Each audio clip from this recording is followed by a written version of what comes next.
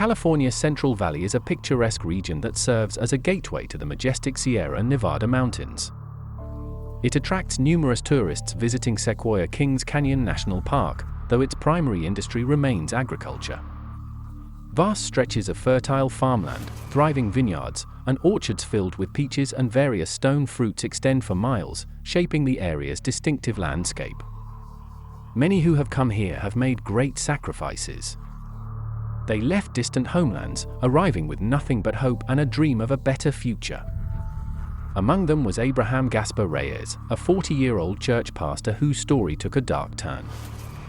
On April 4, 2016, Kings County received an urgent call from his worried mother, Tomosa Reyes, signaling that this family's American dream might be unraveling into a nightmare. Tomosa was desperately searching for her son, who had vanished without a trace. During the week, Abraham worked at a chicken processing plant in Sanger, located in Fresno County, California, where he rented a small room with a friend from Monday through Friday or Saturday. On weekends, he returned to his parents' home in Hanford, Kings County. If he worked on Saturday, he'd arrive back in the late afternoon. Devoted to his faith, Abraham often delivered the Sunday sermon at his church. On that fateful day, around 1:30 in the afternoon after the service, he told his mother and stepfather he was going to fix a tire on his vehicle. Tragically, that was the last they heard from him. The following Monday morning, his mother noticed his truck was gone. This was unusual, as he never stayed out on Sunday nights.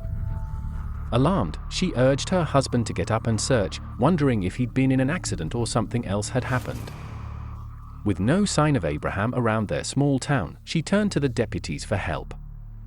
Detectives were dispatched to the parents' home to gather more details, while Tomosa grew increasingly convinced that something terrible had occurred. She provided them with everything she could: descriptions, photos, hoping they could locate him. Abraham Gaspar-Reyes hailed from Oaxaca, Mexico, where he grew up alongside his mother Tomosa, stepfather Melizio, and younger sister. Melizio owned a farm, exposing Abraham to rural life, animals, and agriculture from an early age. As a pastor himself, Melizio inspired Abraham to pursue a path of serving God. By age 5, Abraham was already captivated by church, drawn to learning about faith, praying, and singing hymns. Anything related to God filled him with joy. After high school, Abraham remained active in his local church and dreamed of starting a family. He met Marie, a woman he deeply loved, and together they had 2 beautiful children. Marie already had a daughter from a previous relationship, but Abraham embraced the child as his own, registering her under his last name. In 2005, however, he made the heart-wrenching choice to leave his wife and kids behind to seek better opportunities in America. Life in Oaxaca offered little access to education or advancement, and he wanted to secure a brighter future for his children. Abraham came to America to support his family, like so many immigrants who leave their countries behind for a chance at something better. He reunited with his parents in Hanford, California. When he departed Mexico, his mother agreed to his decision and saw him off to the fields to begin his journey. There, he worked tirelessly hoeing cotton, pulling weeds, and taking on any task available in the fields with skill and determination. His plan was always to send money home, build a house, and eventually return to his wife and children in Mexico. Yet the life of a migrant worker, starting from scratch alone, proved far more challenging than he'd anticipated. As time passed, his wife chose to end their marriage. The decision devastated Abraham, who had come to America to provide for her and their family, leaving him grappling with the pain of an impending divorce.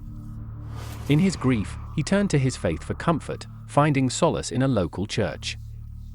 A Sunday school teacher there recognized his intelligence and deep understanding of Scripture, and Abraham quickly became a valuable part of the ministry. He formed close bonds with the youth, sharing his awe of God's wonders, and eventually stepped into the role of pastor.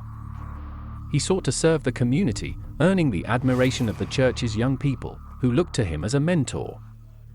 Nearly 11 years after arriving in America, the beloved pastor suddenly disappeared. Law enforcement began working with his distressed parents, collecting initial details and issuing a nationwide alert.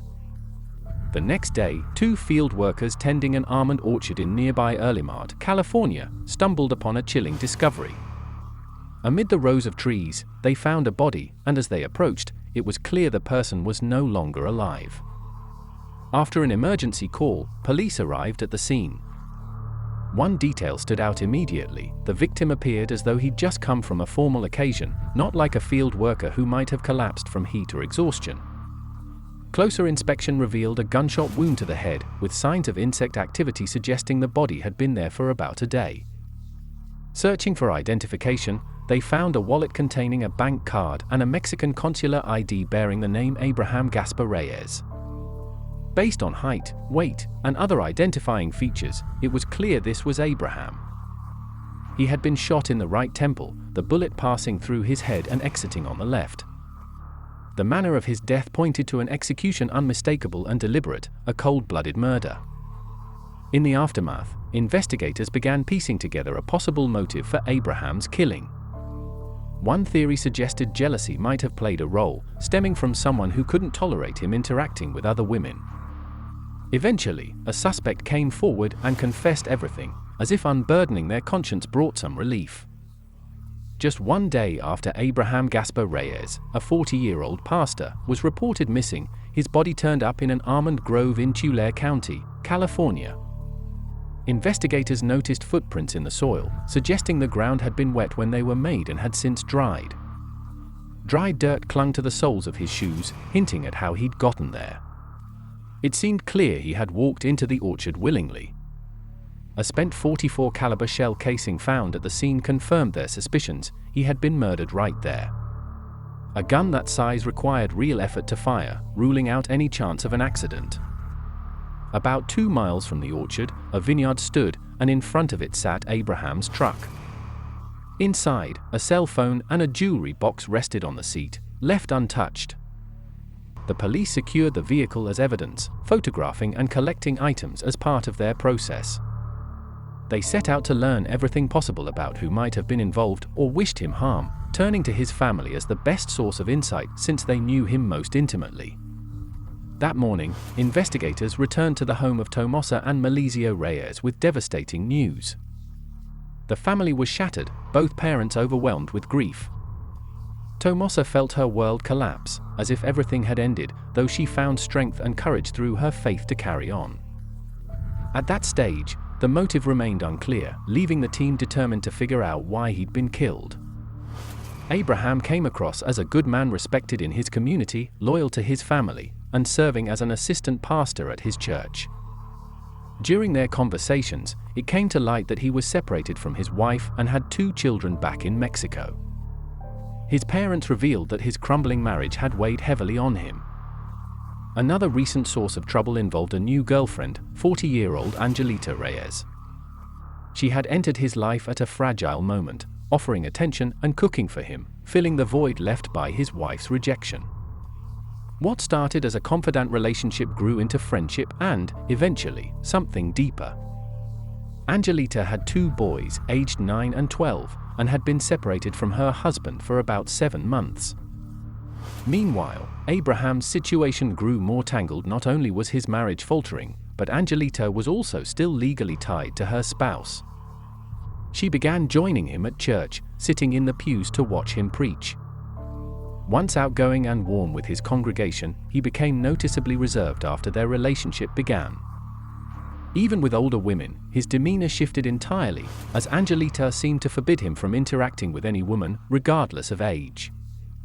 A particularly heated argument between Abraham and Angelita stood out, witnessed by Tomosa. During it, Angelita declared that if Abraham wasn't hers, he wouldn't belong to anyone, a statement that felt strange at the time, but later carried a hint of malice in hindsight.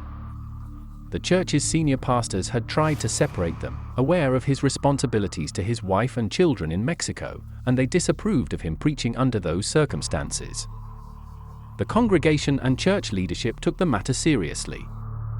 Their relationship had lasted from October of 2014 to January of 2016. Eventually, Abraham ended things with Angelita to refocus on his ministry and his marriage to Marie. He struggled internally but recommitted to his calling, telling his pastor he was back for good, free of past obstacles.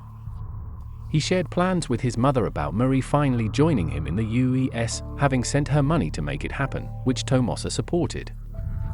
For the investigators, Abraham's romantic complications pointed to two strong possibilities. The execution-style killing suggested jealousy could be a factor. To move forward, they needed to locate Marie and Angelita to determine if either played a role in his death. Less than 48 hours after the investigation into the murder of 40-year-old Abraham Gaspar-Reyes began, the police started focusing on two potential persons of interest: Marie, Abraham's wife, and Angelita Reyes, his former girlfriend. They managed to locate Marie in Mexico and learned that her relationship with Abraham was still on good terms. She had finally expressed a desire to join him in the United States. Though they continued to communicate and stay in touch, she remained there while he was here, and since she had never set foot in the country, she was soon ruled out as a suspect in his murder. Next, the investigators headed to Angelita Reyes' registered address. Upon arrival, her husband, Javier, agreed to speak with them, though he explained that Angelita had moved into her own apartment 7 months earlier. She had been married to Javier Garcia, but one day she abruptly left him, claiming he was no longer a fun person. She had admitted to Javier that she'd been involved with Abraham. When asked if Angelita could be connected to Abraham's murder, Javier quickly dismissed the idea, insisting she wasn't a violent person. The investigators promptly went to Angelita's new apartment in Bakersfield. They found her there and asked her to accompany them, as she was now a suspect, though they weren't yet certain of her involvement. She agreed without hesitation. At the station, she was taken to an interview room. She appeared remarkably at ease while sitting and chatting, even coming across as flirtatious with the investigators at times. She spoke about her husband, noting they weren't divorced but had been separated for a long time and shared children. She then described her relationship with Abraham, suggesting she had been the one to end it. When pressed about the last time she spoke with him, she mentioned a phone call on Saturday night but maintained she hadn't seen him. She denied meeting or seeing Abraham on the day he disappeared. About an hour into the interview, she consented to a voice stress analysis, essentially a lie detector test.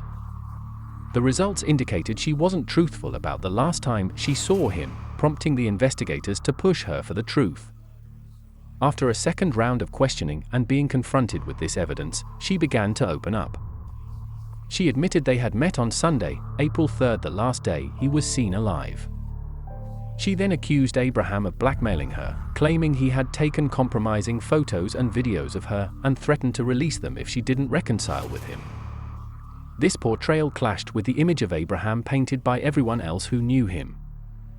Her story didn't add up, casting doubt on its credibility among the investigators. At that point, she revealed she had confided in her roommate, 22-year-old Jesus Geronimo. The two worked together at a packing house in farm labor. She later confessed they had started dating. Their relationship began shortly after her breakup with Abraham in January of 2016. She described Jesus as a jealous man who wanted to hurt Abraham because he disapproved of how Abraham treated her. Angelita explained that on Sunday, April 3rd, she had arranged to meet Abraham alone. He still had some jewelry from their relationship, and after their split, she wanted it back. She insisted she went to Early Mart by herself that day to see him. But then, out of nowhere, Jesus Geronimo appeared in a fury. She claimed he forced Abraham into a field at gunpoint, shot him, and walked away. She maintained she stayed in the car and didn't witness the act, but the investigators found this hard to believe. They questioned whether Jesus had truly arrived separately, and her story began to shift. It became clear she was spinning one lie after another. The strategy was to let her keep talking until she ran out of excuses, allowing the truth to surface. The investigators worked to determine her role, even wondering if she might be the actual killer. 2 days after the investigation into Abraham Gaspar-Reyes' murder began, his ex-girlfriend Angelita Reyes revealed that her new boyfriend, Jesus Geronimo, had shot and killed Abraham, claiming it stemmed from alleged blackmail. She maintained she had no idea Jesus intended to shoot or kill him and insisted she was innocent in that regard. Her goal, she said, was simply to retrieve her jewelry and possibly mend things enough to remain friends. But the case soon grew more intricate. As Angelita's account shifted once again, she confessed to investigators that it wasn't about her jewelry after all. Instead, it was a scheme devised by Jesus that lured Abraham to a remote spot with no witnesses. She initially portrayed herself as a victim, but eventually disclosed that Jesus had instructed her to call Abraham and trick him by saying her truck had broken down, even staging the scene by lifting the hood.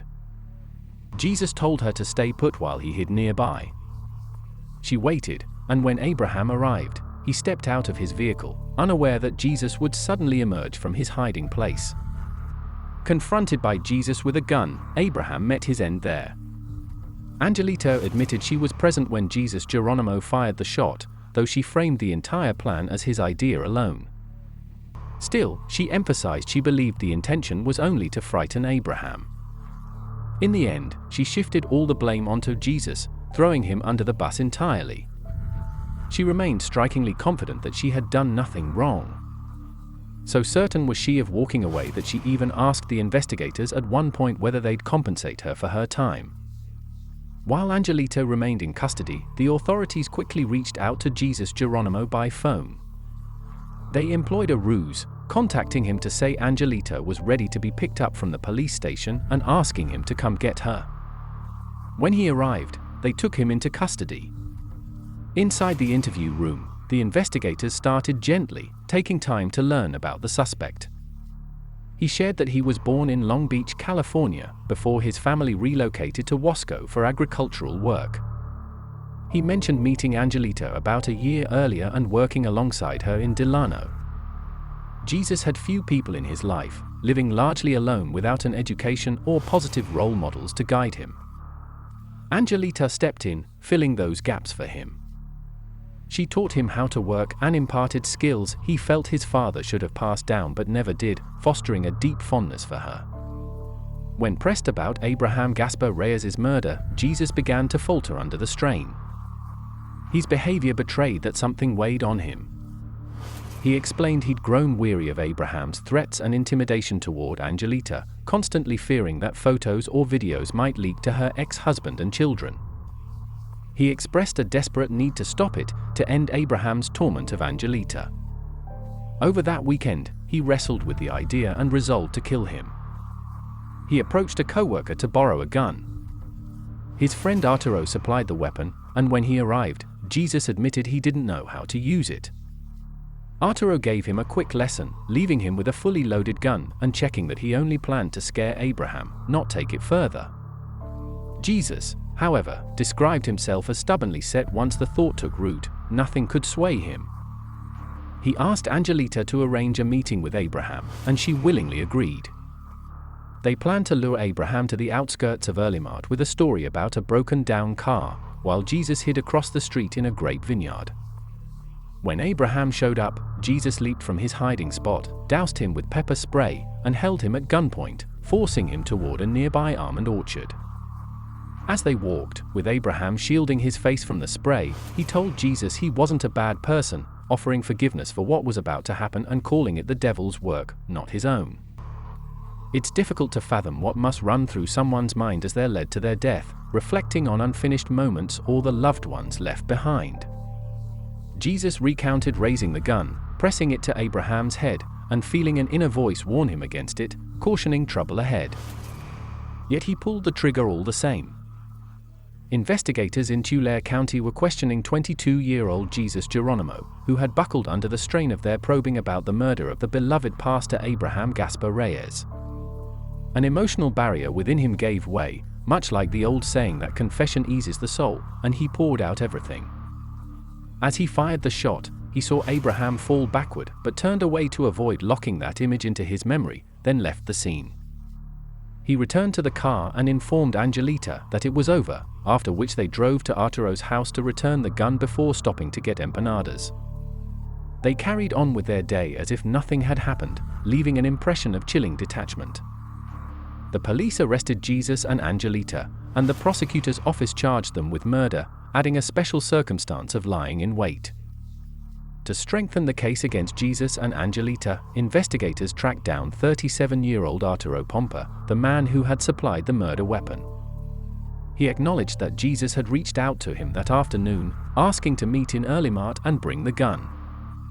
Arturo explained that whenever he spoke with Angelita or Jesus, their plan seemed to be about intimidating Abraham to stop him from harassing Angelita.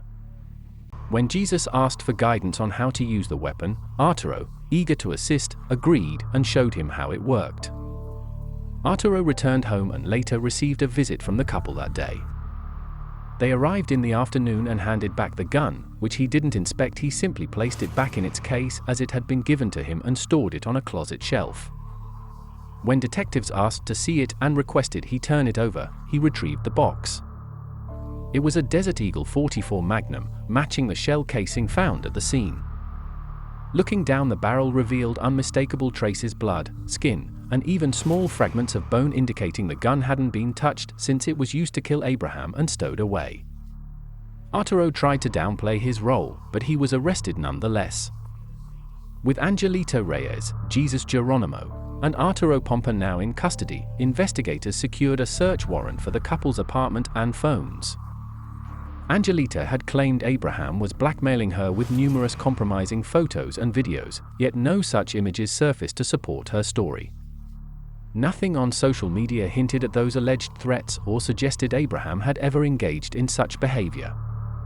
All evidence pointed to Abraham being an upright man. Given Angelita's personality and her controlling nature toward Abraham, investigators believed she had manipulated Jesus into acting. At 22 years old, Jesus Geronimo was nearly half Angelita Reyes' age, raising the question of whether he might have done it to prove his worth to her. Examination of Jesus' phone uncovered a Spanish-language conversation with Pompa, where he vented frustration about Abraham, expressing exhaustion with him, a desire to put him in his place, and finally asking to borrow the gun. Jesus genuinely believed Abraham was the one harassing and trailing Angelita, but the truth was the reverse. Angelita had been the pursuer, chasing after Abraham. All along, Jesus had been misled. She crafted a narrative of herself as a victim in distress, and he longed to be her heroic savior. There was no question that she bore equal responsibility in the crime. For days after the discovery of California pastor Abraham Gaspar-Reyes' body, Tulare County investigators had collected damning evidence from the cell phones of Abraham's 40-year-old ex-girlfriend, Angelita Reyes, and her 22-year-old new boyfriend, Jesus Geronimo. They analyzed call detail records from the phone providers, feeding them into a system known as CellHawk. Once mapped, the data clearly showed Angelita and Jesus' phones moving together from Bakersfield. Their phones then traveled a few miles to the almond orchard where the crime took place before departing, likely to the spot where they picked up empanadas. Armed with this evidence, investigators had what they needed to file charges. On May 25, 2016, Angelita Reyes and Jesus Geronimo faced murder charges, as did their gun supplier, Arturo Pompa. In California, anyone involved in a homicide can be held equally accountable, though how much Arturo directly contributed to Abraham's death remained uncertain. The most rewarding moment of the arrests came when they could return to Abraham's parents and assure them that those responsible for their son's death would face justice. She harbored no resentment or hatred, only questioning God about why it happened. She prayed for divine forgiveness for them and trusted the law to deliver justice, feeling powerless to do more herself. By July 2018, the joint trial of Angelita Reyes, Jesus Geronimo, and Arturo Pompa began. What stood out was that all three defendants were tried together, sharing the same defendant's table. The defense adopted a unified approach, deciding that Angelita and Arturo would take the stand. They aimed to prove Abraham had threatened Angelita, making her life unbearable, but no evidence supported this claim. Instead, Angelita emerged as the aggressor. Her intense jealousy flared because Abraham, amidst a divorce, continued sending money to his wife in Mexico, a fact that pushed her to the brink. Prosecutors argued that after their breakup, Angelita manipulated 22-year-old Jesus Geronimo to exact her revenge. She masterminded the plan, while Jesus had nothing to gain but her favor. She exploited him, and he fell for it, an unforgivable deed that justice demanded they answer for completely. On July 20, 2018, a Tulare County jury convicted Angelita Reyes and Jesus Geronimo of first-degree murder, but acquitted Arturo Pompa of all charges. Arturo had allegedly supplied the handgun for the killing, yet he didn't fire it. The jury likely felt unsure of how much he participated in the actual murder, the movement of the body, or luring Abraham to the site. Ultimately, responsibility rested with Angelita and Jesus, the pair who carried out the act. Jesus pulled the trigger, but Angelita set everything in motion and laid the trap. The notion that she was being blackmailed with something compromising was a fabrication, designed to bend Jesus to her will and secure what she wanted. If she couldn't have Abraham, no one could.